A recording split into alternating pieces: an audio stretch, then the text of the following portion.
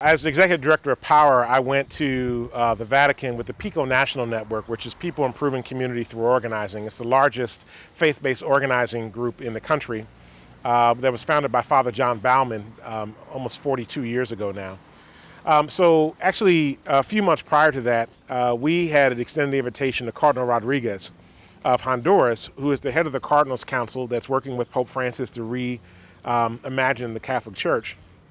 He had come to Philadelphia, and we had done a symposium with St. Joe's University, Power, the PICO National Network, the Jesuits International supported this as well, where we had a conversation about the economy of exclusion and about Pope Francis's view of the joy of the gospel. And so it was a conversation where we had about 300 Catholic leaders from around the country with some Protestant and Muslim leaders as well in dialogue here in Philadelphia at St. Joe's University. As a result of that particular meeting with Cardinal Rodriguez, he told us that we should think about going to the Vatican, and we were asking about going to the Vatican. And so he made provisions and opportunity for us to connect with some of the papal leaders, the cardinals and the archbishops over there, to go over and visit. So at the beginning of June, there were 12 of us from the PICO National Network. I was the one from Philly.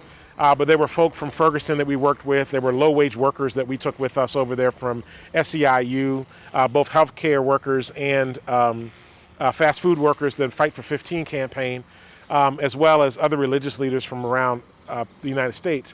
We went with a very clear message to Pope Francis. One, to say we love you and respect you for all that you're saying right now. And the second thing was to say, in your visit here to the U.S., when you're both in Philadelphia and in D.C. and in New York at the UN, that when you're talking about justice issues, and he's going to talk about economic inequality, he's going to talk about the immigration reform, he's going to talk about, he's definitely going to talk about the environment, we need him to talk about race. And that race is so central to America. It is the original sin of this country, right? Racism is the original sin of this country. And that we need him to have a conversation about race. And so we were going over to take leaders to have a conversation with him about that, with his leaders. And so we met with several archbishops. We met with folk in the Secretary of State's office. We met with folk that in the Pontifical Council for the Academy of Social Sciences that were helping to work on campaigns around human trafficking and also working on other social justice issues. And we walked away from that with a very clear understanding that the Vatican leadership really understands America. They understand the struggles that we're experiencing right now. They understand race as a factor. And so we're hoping and praying that when Pope Francis gets here, because a lot of people have been going over trying to have conversations with him as well, but that he's going to lift up the concerns about race in this country.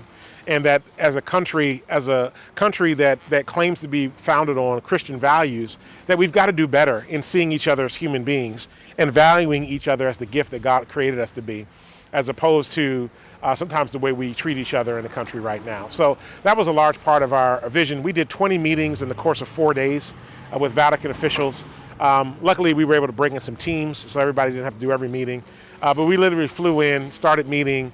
The night after we finished our last meeting, we flew back out. But what was really precious to me, I think, was in many ways, I saw places in the Vatican that normal tourists will never see, opportunities to meet in certain offices and go in certain buildings, and it was a tremendous gift. I'm thankful because even as a Protestant, I recognize that all of the Protestant faith traditions trace their roots back through the Catholic Church.